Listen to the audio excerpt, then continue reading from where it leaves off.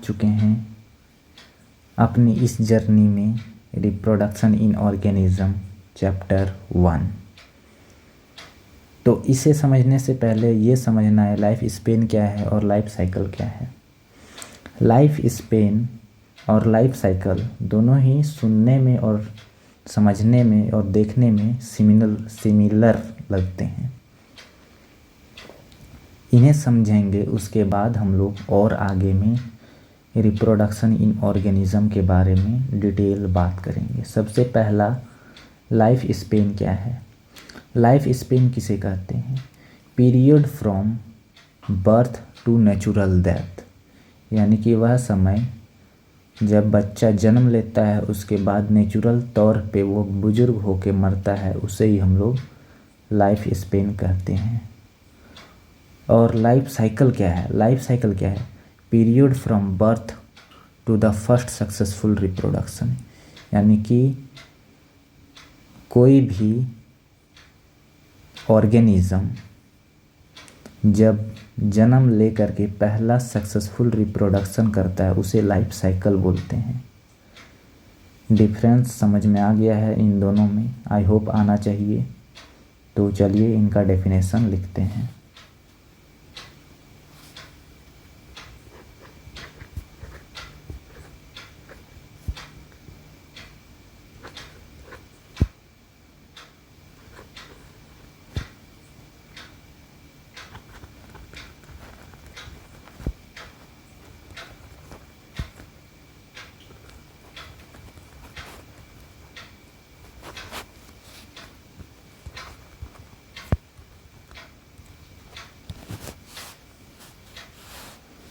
Period from birth to natural death is called life span.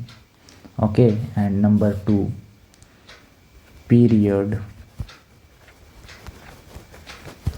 from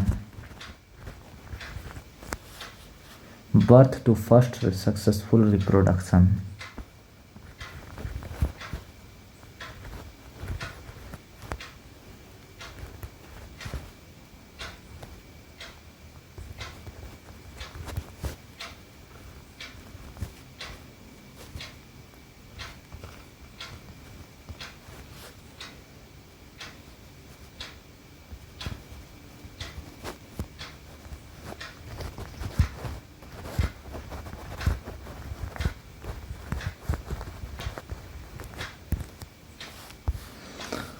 all organisms have no die exception for single cell organism, यानी कि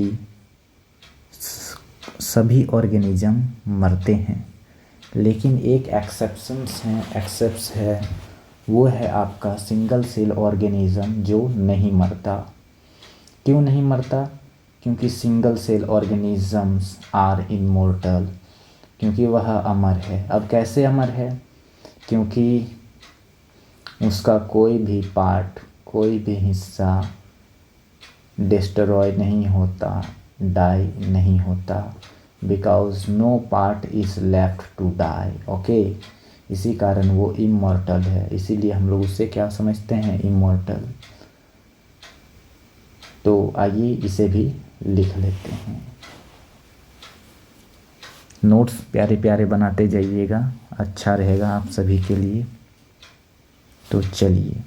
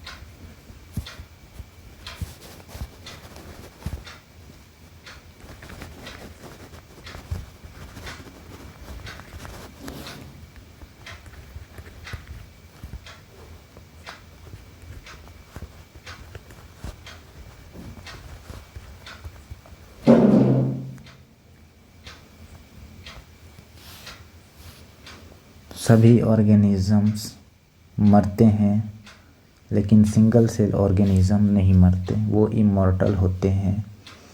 because no part is left, कोई भी part उनका नहीं मरता या कोई भी पार्ट उनका डिस्ट्रॉय नहीं होता, इसीलिए हम लोग क्या समझते उसे, इमॉर्टल। हम लोग क्या माने, वो इमॉर्टल ही होता है एक लॉजिकल रूप में देखें तो। बिकॉज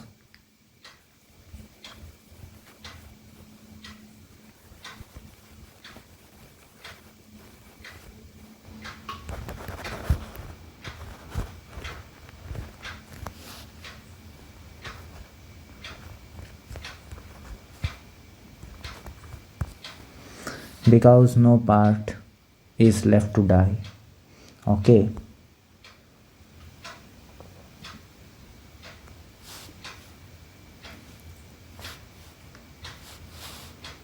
कुछ ऑर्गेनिजम्स जो होते हैं वो मायने नहीं रखते हैं शेप और साइज और उनका लाइफ स्पेन, जैसे कि क्रो और parrot, mango and people. Crow 15 साल जीते हैं और पैरोट 140 साल जीते हैं, तो दोनों में बहुत ज़्यादा डिफरेंट है ना, उनके साइज़, शेप एंड कलर, ये सभी थोड़े डिफरेंट हो सकते हैं या सिमिलर हो सकते हैं, लेकिन दोनों का जो लाइफ स्पेन है, लाइफ समय है, जीने का जो टाइम है वो अलग अलग है। कौवा जो है वो 15 साल जीता है यानी जीवित रहता है, और तोता 140 साल जिंदा रहता है। समझें? तो आइए इसे भी लिख लें।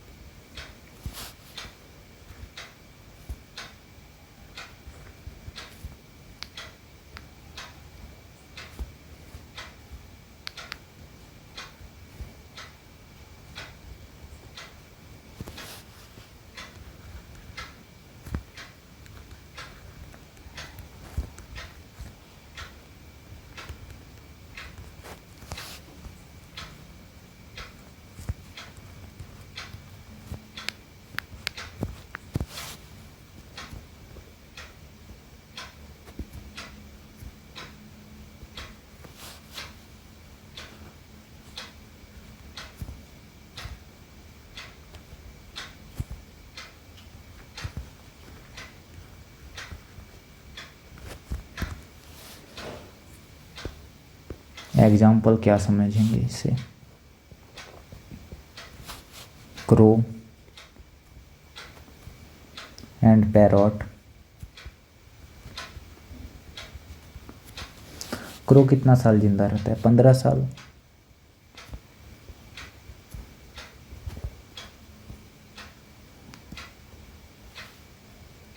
पैरोट कितना रहता है? 140 ईयर, है ना, इतना जिंदा रहता है। और क्या समझ सकते हैं ये एनिमल में? अब थोड़ा सा जूलॉजी एंड बॉटनी में देखते हैं। मैंगो,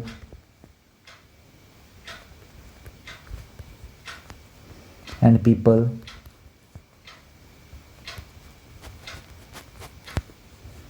मैंगो एंड पीपल, ये दोनों का लाइफ टाइम अलग अलग होते हैं, तो कोई मायने नहीं रखता है कि ऑर्गेनिज्म का शेप और साइज कितना है। हो सकता है कोई छोटा है लेकिन अधिक साल जिंदा है, हो सकता है कोई बड़ा है तो वो कम समय जिंदा रहे या ज़्यादा समय जीता है, तो ये मायने नहीं रखता है। Life span is a variable form of species to species, यानी कि क्या समझें इससे, जो लाइफ है ना ये स्पीसीज टू स्पीसीज वेरिएबल होते रहता है, चेंज होते रहता है। जैसे कि समय समय पे, जैसे इन ह्यूमन में समझ लेते हैं, पहले के लोग 100 साल जीते थे, अब 70, 60 के बाद 50 तक आ चुके हैं, उसके बाद 40 होंगे, ऐसे करके डिक्रीज होते हैं। और ये अलग अलग ऑर्गेनिज्म अलग अलग लाइफ स्पेन होते हैं या लाइफ स्पेन करते हैं। चलिए इसे भी देख ही लें। चलिए इसे भी नोट करें, नोट्स क्रिएट करिएगा तो अच्छा रहेगा। आज आगे आपकी मर्ज़ी, आप वीडियो देख सकते हैं।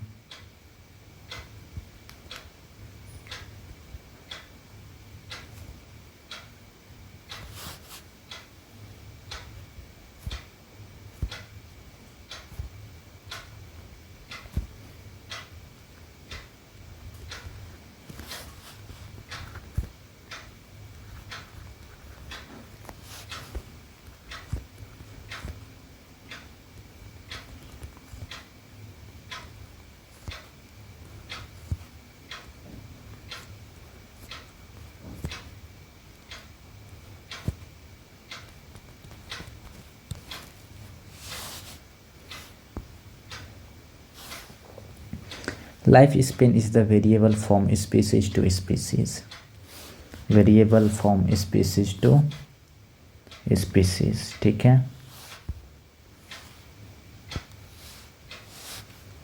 तो थोड़ा सा फ्लो चार्ट बना लें। अब यहाँ पर जैसे कि एक साइड में लिखें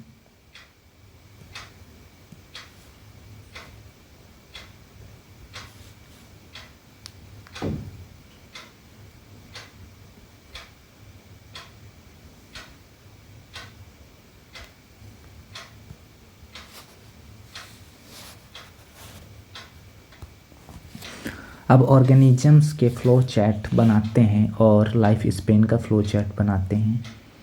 जैसे कि एलिफेंट कितना साल जीते हैं? 60 to 90 ईयर। दूसरा रोज़ का पेड़ जो है वो कितना होते हैं? 5 से 7 साल।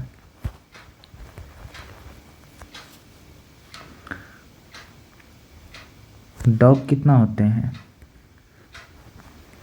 25 से 30 साल।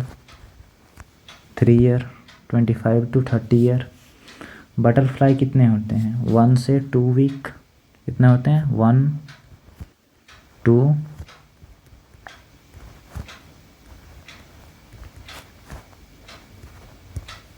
वीक्स होते हैं।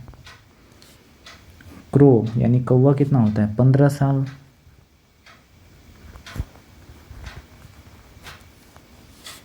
बनाना का ट्री कितना होता है? 25 साल।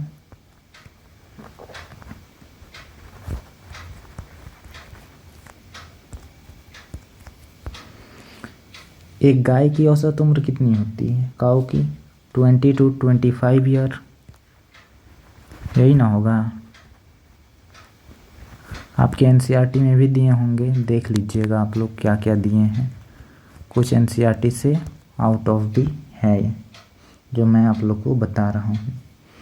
पैरोट का क्या होगा? 140 ईयर।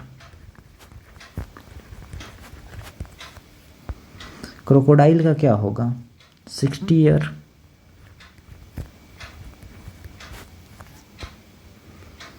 हॉर्स का क्या होगा? 60 ईयर।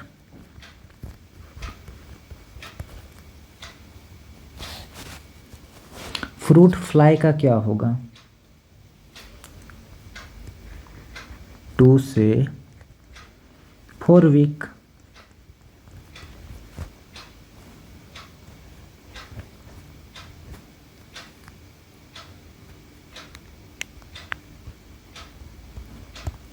यही ना होगा? और क्या होगा? हाँ, फ्रूट फ्लाई को हम लोग साइंटिफिक नेम में क्या बोलते हैं? अगर क्लास 11th में पढ़े हैं तो, नहीं भी पढ़े कोई बात नहीं, क्लास 12th का बायोलॉजी बिल्कुल डिफरेंट है, अलग है। ठीक है, घबराने की कोई बात नहीं है। तो आइए, इसे हम लोग बोलते हैं डोर्सोफिला। क्या बोलते हैं?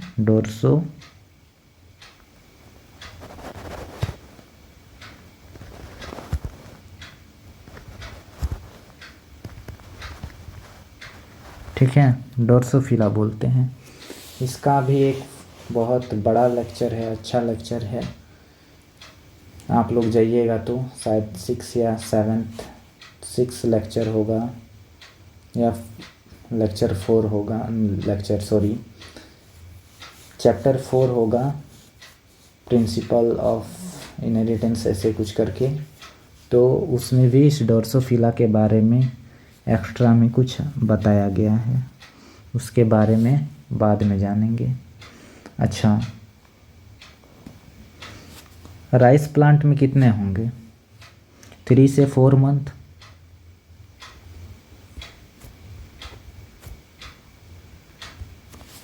कितने होंगे? 3 से 4 मंथ, है ना। टर्टल्स कितने होंगे, जो कछुआ होते हैं?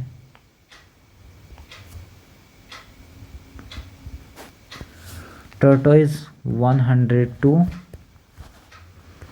150 ईयर तक जिंदा रहते हैं, समझ सकते हैं। एंड बनियान ट्री यानी कि बरगद का पेड़ जिसे हम लोग कहते हैं, बनियान ट्री का साइंटिफिक नेम क्या होगा?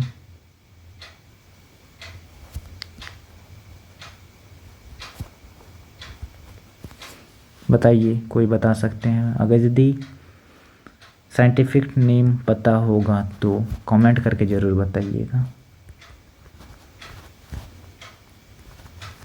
300 ईयर तक जिंदा रहते हैं ये।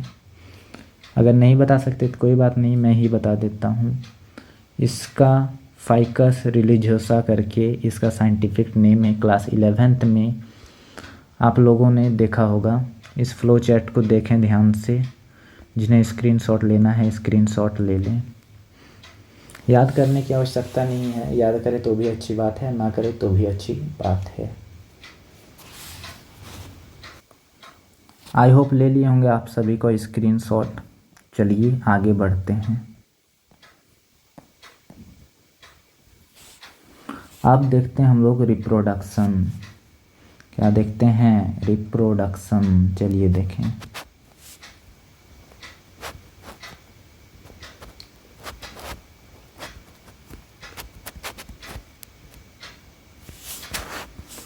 रिप्रोडक्शन क्या है? Reproduction, it is a production of new individuals, यानी कि न्यू इंडिविजुअल्स यानी कि नए संतान को उत्पत्ति करना ही रिप्रोडक्शन है।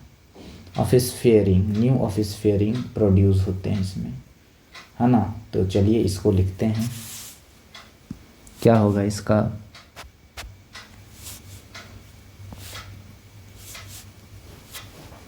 चलिए लिखिए। इट इज द प्रोड्यूस या प्रोडक्शन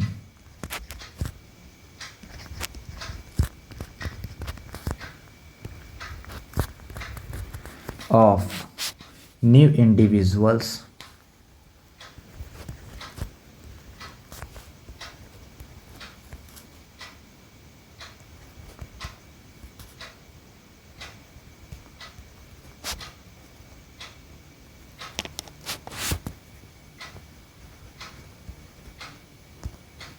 इंडिविजुअल्स, या हम लोग इसे ऑफस्फेयरिंग भी बोलते हैं।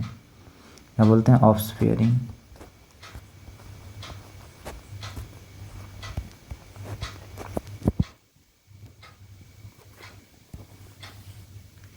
ठीक है। They may be identical to parent और may be similar to parent, यानी कि बच्चे कैसे हो सकते हैं बताइए? या तो वो आइडेंटिकल होंगे या तो वो सिमिलर होंगे।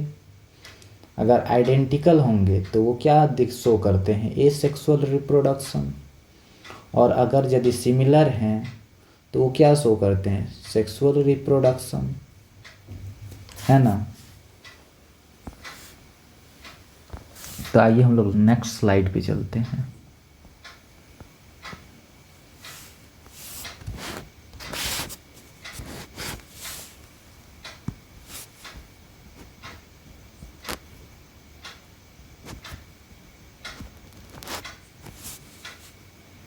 दे मे बी आइडेंटिकल।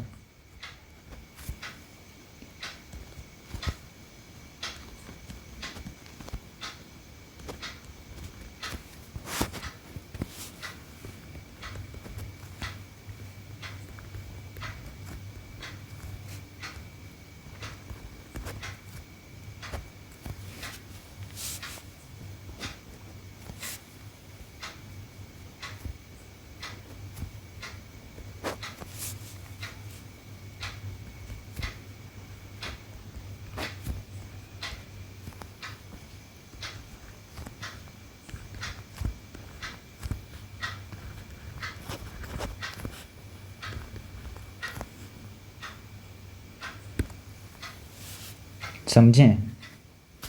या तो वो आइडेंटिकल होगा या तो फिर सिमिलर होगा, है कि नहीं? क्या होंगे? या तो मे बी आइडेंटिकल होंगे। आइडेंटिकल किस में शो करता है? एसेक्सुअल रिप्रोडक्शन में।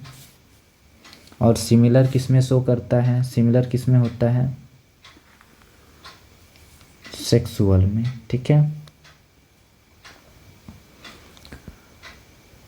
Reproduction character of the living organisms क्या है? हम लोग क्लास 11 से ही जान रहे हैं। रिप्रोडक्शन जो है कैरेक्टरिस्टिक ऑफ लिविंग ऑर्गेनिज्म है। लिविंग ऑर्गेनिज्म का ये कैरेक्टरिस्टिक है। क्यों कैरेक्टरिस्टिक बोलते हैं?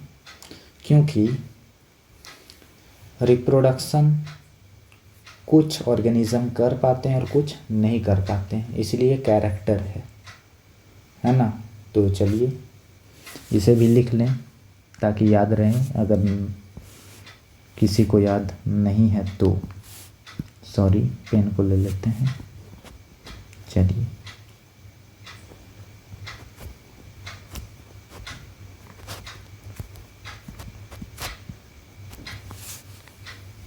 रिप्रोडक्शन क्या है?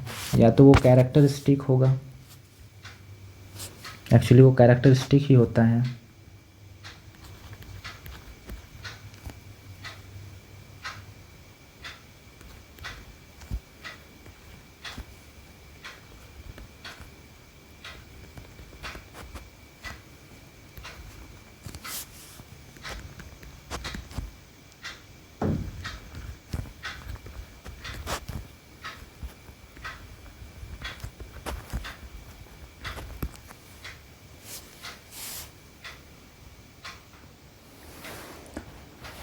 देखिए, ऑर्गेनिज़म जो है वो अपने ही स्पीसीज़ से क्या करेंगे? क्वाइटस करेंगे, और क्वाइटस करने के बाद में वे न्यू ऑफस्फेयरिंग प्रोड्यूस करेंगे, है ना? तो ऑर्गेनिज़म्स में रिप्रोडक्शन करने में क्या क्या ज़रूरत हो सकता है? वो फिजिकली होना भी ज़रूरी है। दूसरा, उसका जो वातावरण है, एरिया है, वो बेस्ट होना चाहिए, है ना? और क्या बेस्ट होना चाहिए? और भी सेवरल फैक्टर हैं जो अच्छे होने चाहिए। तो ऑर्गेनिज़म जो है वो रिप्रोड्यूस अपने ही स्पीसीज़ से इंटरेक्ट करते हैं और रिप्रोडक्ट करते हैं। तो इसे हम लोग कैसे लिख सकते हैं? तो आइए लिखते हैं इसे। द ऑर्गेनिज्म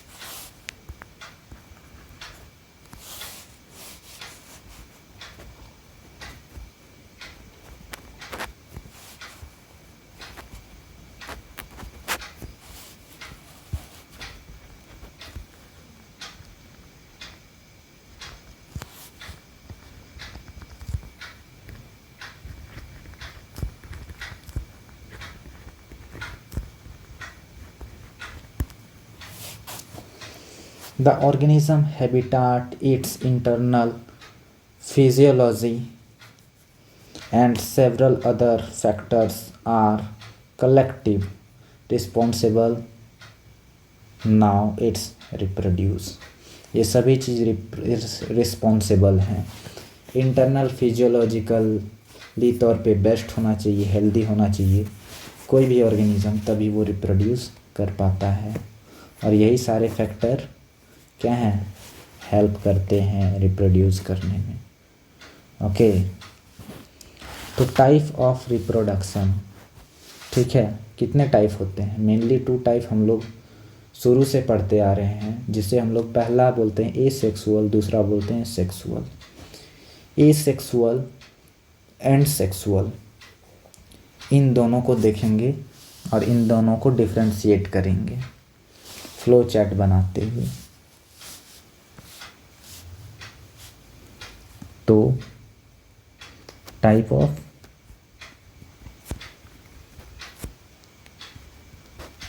रिप्रोडक्शन,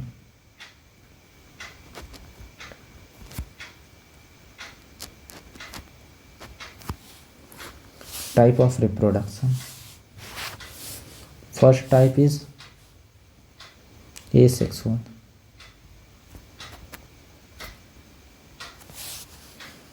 दूसरा टाइप इज सेक्सुअल।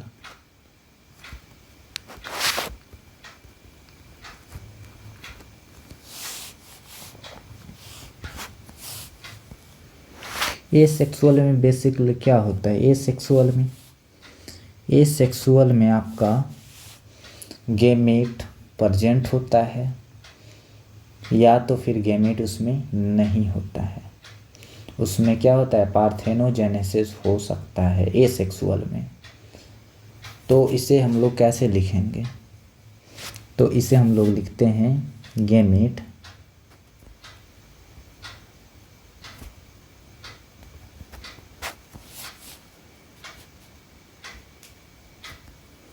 मे और मे नॉट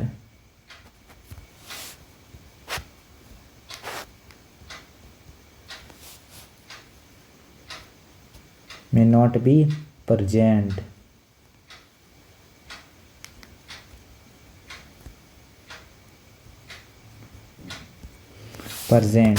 बट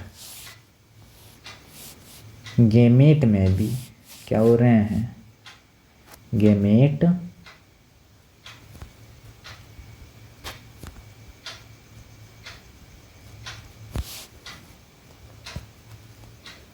में बी present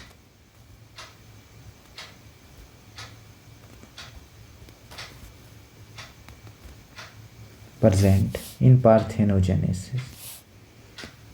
किस रूप में? पार्थेनोजेनेसिस में।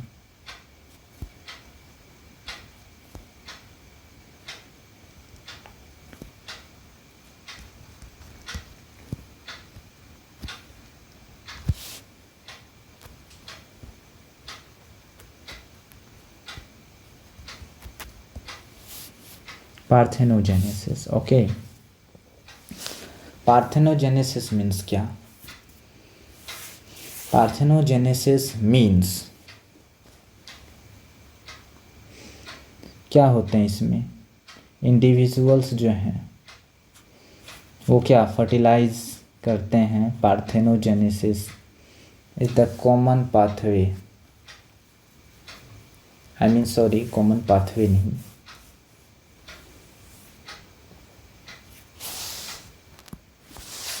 क्या हो सकते हैं इसमें? इसमें बेसिकली फर्टिलाइजेशन नहीं होते हैं।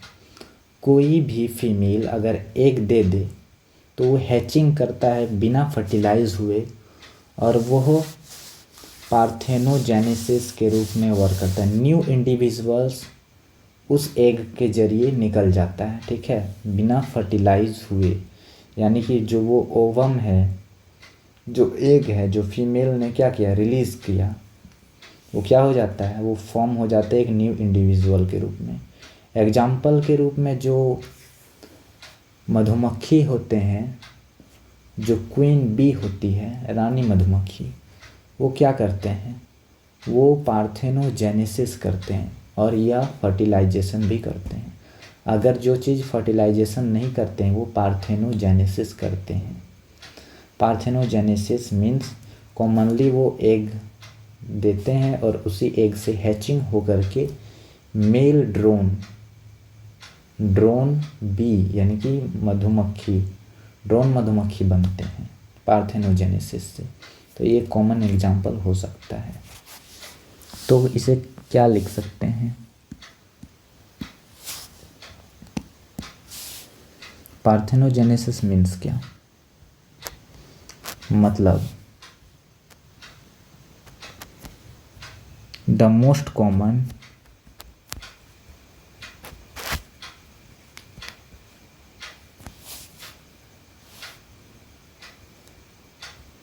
केस, क्या हो रहा है? Most common case, female egg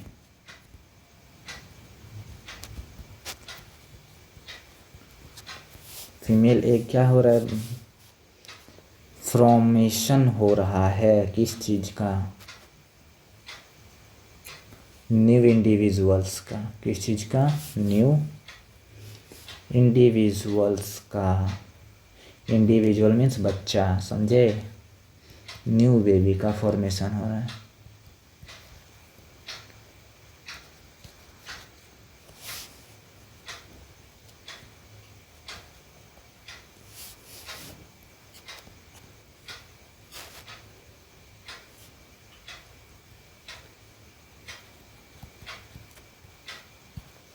बिना फर्टिलाइजेशन के जरिए, उसे ही हम लोग बोलते हैं पार्थेनोजेनेसिस।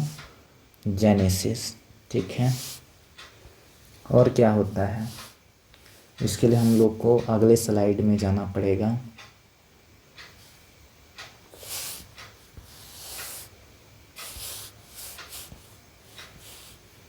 दूसरा स्लाइड में क्या हो रहा है?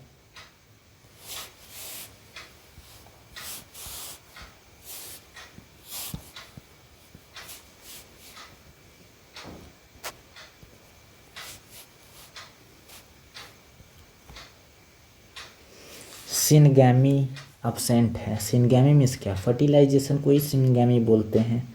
यानी कि फर्टिलाइजेशन हो ही नहीं रहा इसमें डायरेक्ट पार्थेनोजेनेसिस से न्यू बेबी हो जा रहा है। इसीलिए ये सेक्सुअल में सिनगैमी नहीं होता है ना। ये बाइनरी फ्यूज़न भी करते हैं, अमीबॉइड वगैरह वगैरह जो भी हैं वो सभी क्या करते हैं? बाइनरी फ्यूज़न करते हैं, ये सेक्सुअल रिप्रोडक्शन करते हैं।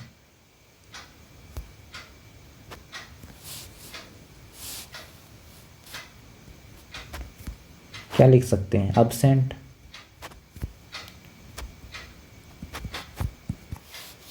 मीन्स क्या इसको बोल सकते हैं? No fertilisation, simple. क्या बोल सकते हैं?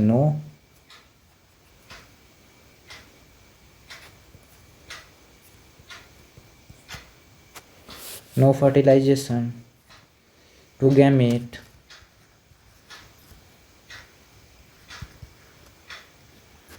है ना। गैमेट का फर्टिलाइज नहीं हो रहा है। अब जब फर्टिलाइज नहीं होगा, गैमेट्स ही नहीं होंगे फर्टिलाइज, तो इसमें क्या होगा? जाइगोट भी नहीं बनेगा। तो इसको हम लोग क्या लिख सकते हैं? No zygote form.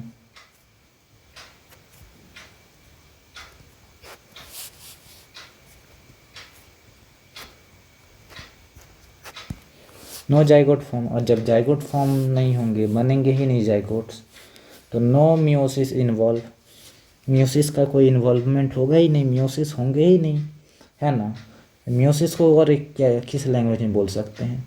मियोसिस का दूसरा वर्ड हो सकता है नो रिडक्शनल डिवीज़न।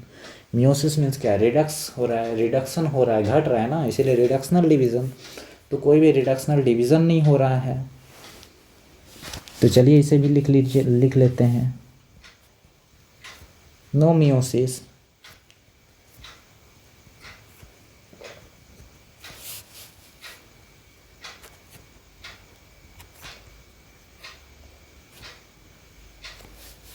कोई भी इन्वॉल्वमेंट नहीं हो रहा है मियोसिस का।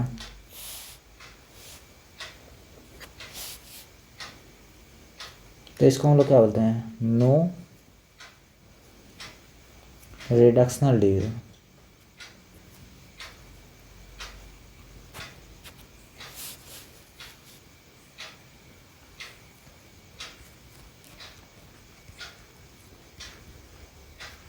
No reductional division. और जब रिडक्शनल डिवीज़न ही नहीं होगा तो क्या अल्टरनेशन ऑफ जनरेशन होगा? यानी कि एक पीढ़ी से दूसरे पीढ़ी में क्या कोई भी चीज़ जाएंगे? नहीं जाएंगे, है ना। तो अल्टरनेशन और जनरेशन होंगे ही नहीं। तो इसमें क्या लिख सकते हैं? No alternation of generation. तो लिखिए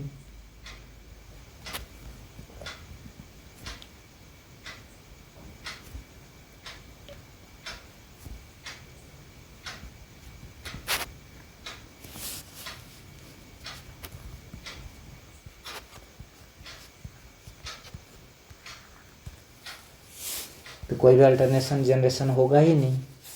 सिंपल। देखिए ओवरलैंग लेते हैं। गैमीट क्या हुआ? गैमीट या तो इसमें प्रेजेंट होंगे या नहीं होंगे। अगर गैमीट प्रेजेंट होते तो भी फर्टिलाइज करते हैं। कुछ कुछ प्लांट्स में होते हैं गैमीट्स होते हैं उसमें फॉर्मेशन, इसी कारण उसमें गैमीट में भी प्रेजेंट और नॉट प्रेजेंट। ओके। या तो ये पार्थेनोजेनेसिस से अपने इंडिविजुअल्स बनाते हैं या बाइनरी फ्यूज़न करते हैं। अमीबा, अमीबॉइड वगैरह, फंगल्स वगैरह जितने भी हैं कुछ कुछ वो बाइनरी फ्यूज़न करते हैं। ठीक है।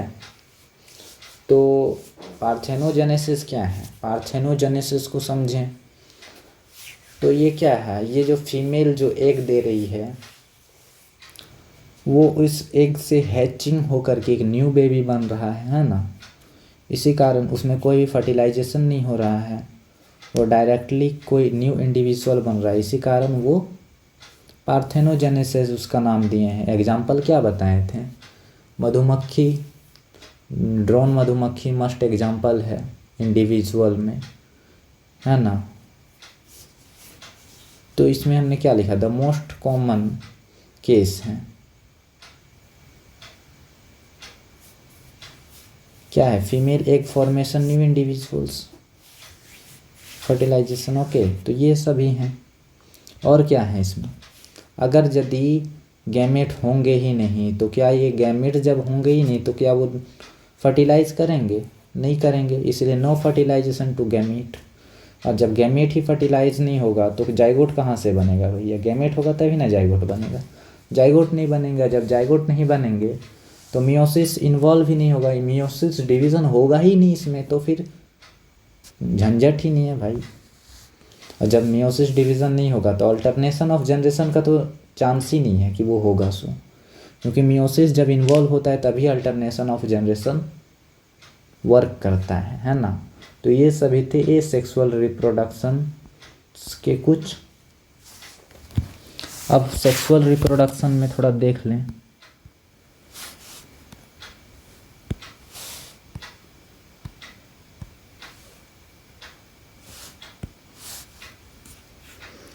सेक्सुअल रिप्रोडक्शन में क्या?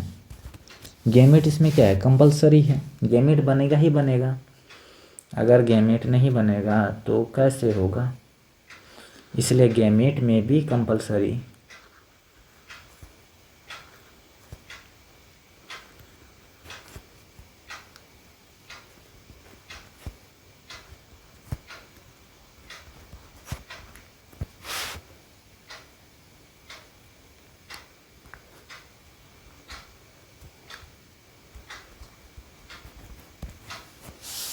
ठीक है। जब गैमेट कंपलसरी है तो सिनगैमी भी कंपलसरी ही है। सिनगैमी भी होगा इसमें।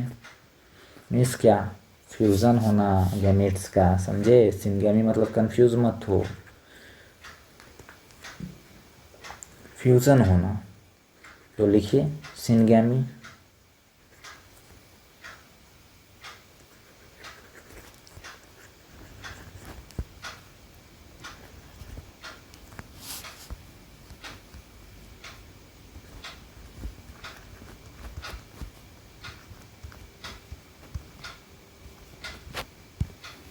सिनगैमी कंपलसरी है, मीन्स फ्यूज़न ऑफ गैमेट। नहीं समझ में आया तो लिख दीजिएगा ब्रैकेट में।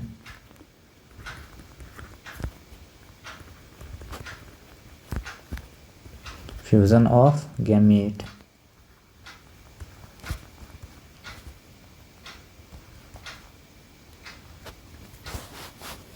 और जब गैमेट का फ्यूज़न होगा तो उसके बाद क्या बनेगा, जाइगोट फॉर्म होगा। बस उसका उल्टा है, क्या होगा, जाइगोट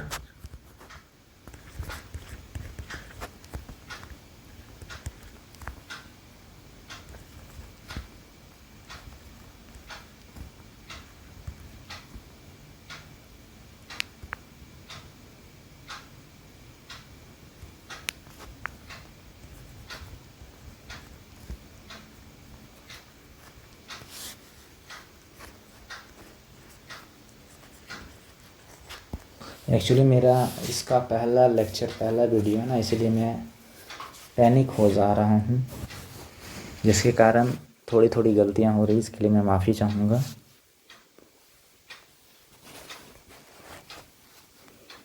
और जब जाइगोट ऑलवेज फॉर्म हो रहे हैं, जब जाइगोट हमेशा बन ही रहे हैं, तो क्या इसमें मियोसिस डिवीज़न नहीं होगा?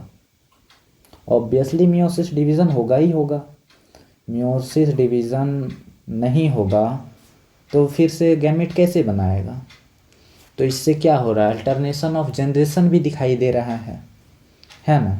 तो चलिए लिखिए इसमें मियोसिस क्या हो रहा है, मियोसिस इज कंपल्सरियल या meiosis is most important.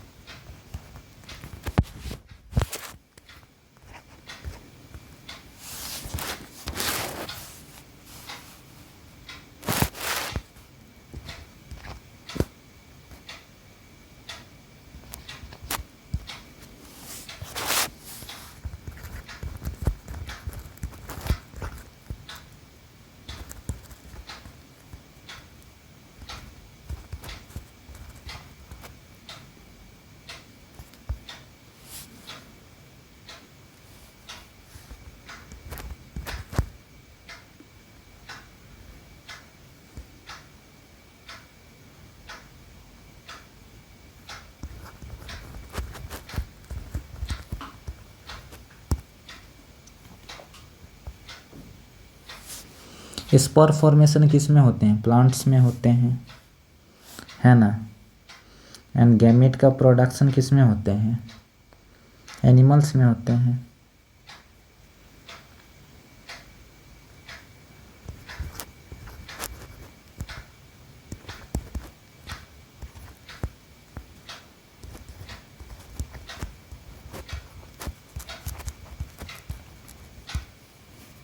Gamete production है ना, इसमें गैमेट प्रोडक्शन होंगे।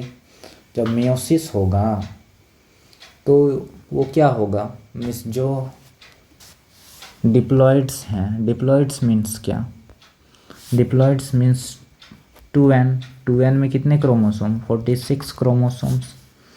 ये रिडक्शनल करके कितने होंगे, हाफ होंगे, 23 होंगे, मीन्स हैप्लॉइड होंगे। और हैप्लॉइड मीन्स क्या, यही तो है आपका गैमीट, है ना, यही गैमीट है, ये डिप्लॉइड है। एक ह्यूमन बॉडी ऑलवेज डिप्लॉइड होता है, जब वो गैमेट का प्रोडक्शन करता है तब वो हैप्लॉइड हो जाता है। और ये हैप्लॉइड, जैसे मेल का हैप्लॉइड गैमेट एंड फीमेल का हैप्लॉइड गैमेट, दोनों क्या करेंगे, जब फ्यूज़ करेंगे तो एक जाइगोट बनेगा। क्या बनेगा, जब जाइगोट बनेगा, यही क्या है, 2n है, मीन्स क्या, 46 हो जाएंगे ये। तो यही है, मियोसिस डिवीज़न करेगा। आपने क्लास 11th में सेल डिवीज़न पढ़े होंगे, कैसे होते हैं फॉर्मेशन, कैसे सेल डिवाइड करते हैं। तो ये सभी चीज़ आप पहले से ही जानते होंगे थोड़ा बहुत, और नहीं जानते हैं तो उसके लिए भी मैं एक लेक्चर लेके आऊँगा, अगर आप लोग कमेंट करके बताएंगे तो, ठीक है। तो अगर यदि मियोसिस कंपलसरी है तो इसमें क्या होगा, अल्टरनेशन ऑफ जनरेशन दिखाई देगा इसमें, है ना। अल्टरनेशन ऑफ जनरेशन क्या होगा, दिखाई देगा। यानी कि एक, मान लीजिए किसी भी पेरेंट का बीमारी है, डिजीज़ है, कोई डिसऑर्डर है, जेनेटिक डिसऑर्डर, तो वो दूसरे उसके बच्चे में भी जाएगा, है ना। तो उसे अल्टरनेशन ऑफ जनरेशन कह सकते हैं। तो अल्टरनेशन ऑफ जनरेशन दिखाई देंगे।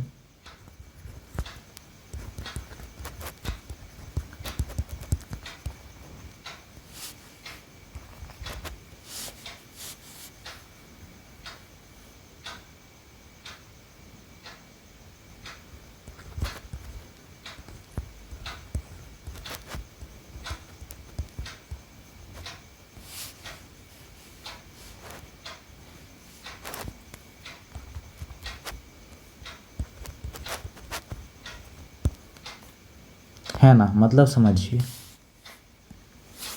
कोई ऑर्गेनिज्म है,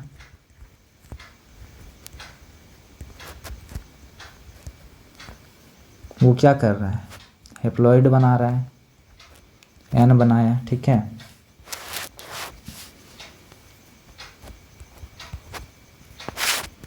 ये मेल का हो सकता है, ये फीमेल का हो सकता है ना। अब ये हैप्लॉइड गैमीट क्या बीच में हो रहा है, मियोसिस हो रहा है। इसका थिकनेस थोड़ा घटा लेता हूँ पेन का, थोड़ा जूम करता हूँ और जूम करके बताता हूँ। मियोसिस होगा, और यहाँ क्या हो रहा है, हैप्लॉइड है।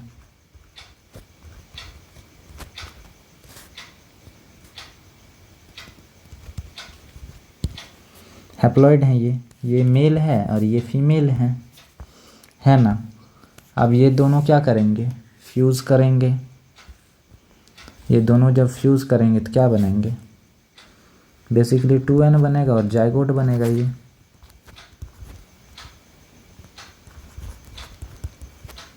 जाइगोट बनेगा और जाइगोट से फिर न्यू ऑर्गेनिज्म बनेगा। तो ऐसे करके ये चलता रहेगा, ठीक है। आप चाहें तो इसका स्क्रीनशॉट ले सकते हैं।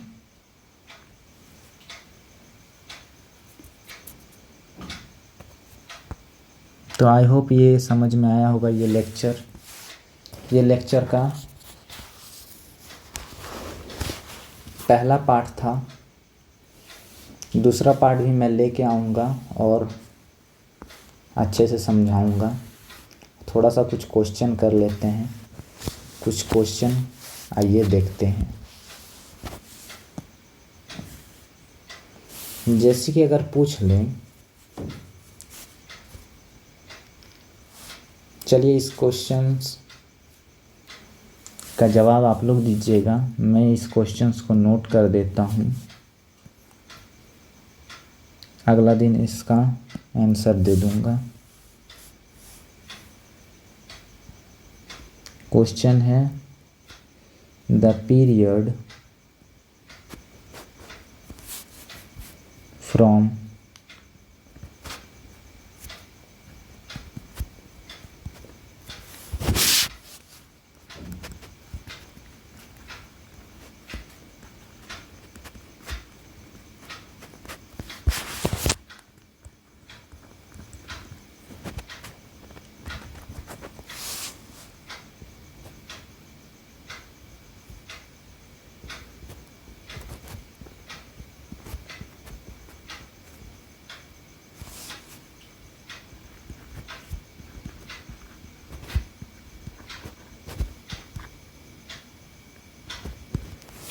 रिप्रेजेंट, यानी क्या बोल रहा है कि कौन सा ऐसा ऑर्गेनिज्म है जो हाईली, माने क्या बोल रहा है, the period from birth to the natural death of an organism represent. पहला गैमेटोफिटिक फेज होता है, स्पोरोफिटिक फेज होता है, लाइफ स्पेन होता है या लाइफ साइकिल होता है। यानी कि ये कह रहा है क्वेश्चन में कि बताइए, जन्म हुआ, उसके बाद उसका नेचुरल डेथ हुआ उस ऑर्गेनिज्म का, तो इसे हम लोग क्या कहेंगे? इसे हम लोग गैमेटोफाइटिक फेज कहेंगे स्पेरोफाइटिक फेज कहेंगे या लाइफ स्पेन कहेंगे या लाइफ साइकिल कहेंगे? तो इसे हम लोग क्या कहेंगे बताइए, ऑप्शंस लिख देते हैं।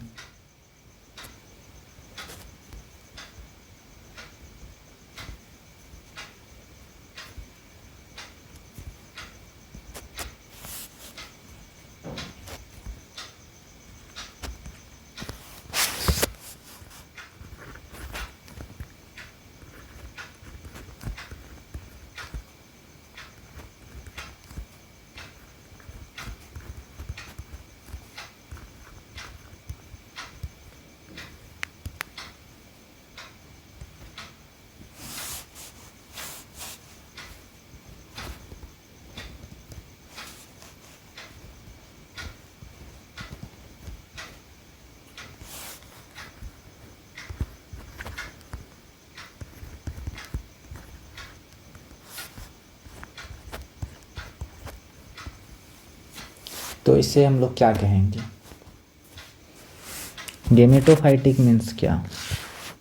Gametophytic means the haploid phase, जिसको हम लोग कहते हैं, क्या कहते हैं? Haploid phase.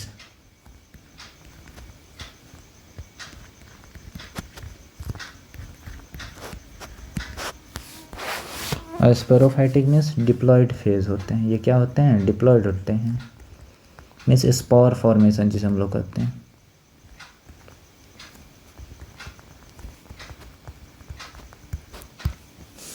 तो इसका आंसर हो जाएगा क्या? माने क्या कह रहा है क्वेश्चन, ध्यान से देखिए। The period from birth natural death of an organism represent, क्या इसमें शो कर रहा है, क्या रिप्रेजेंट कर रहा है? जो नेचुरल डेथ हो रहा है उस ऑर्गेनिज्म का। ऑब्वियसली लाइफ स्पेन ही ना है, जो नेचुरल, जो मदर वूम से जन्म लिया उसके बाद फिर नेचुरल डेथ हो गया, तो उसे हम लोग क्या बोलेंगे? लाइफ स्पेन बोलेंगे। लाइफ साइकिल थोड़ी ना बोल सकते हैं। लाइफ साइकिल क्या? जो मदर वूम से जन्म लिया, जन्म होने के बाद में जो सक्सेसफुली रिप्रोडक्शन किया, उसे हम लोग लाइफ साइकिल बोलेंगे। तो लाइफ साइकिल तो इसमें बता नहीं रहा है।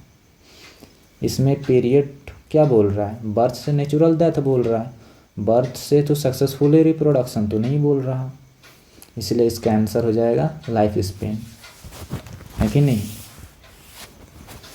चलिए दूसरा क्वेश्चन पूछता हूँ।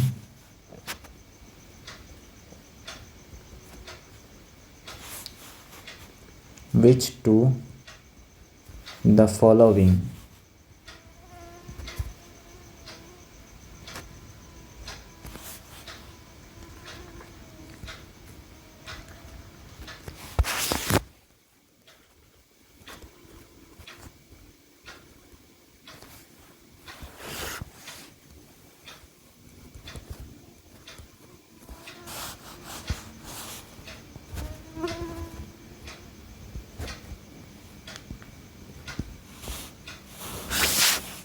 ऑप्शन देता हूँ।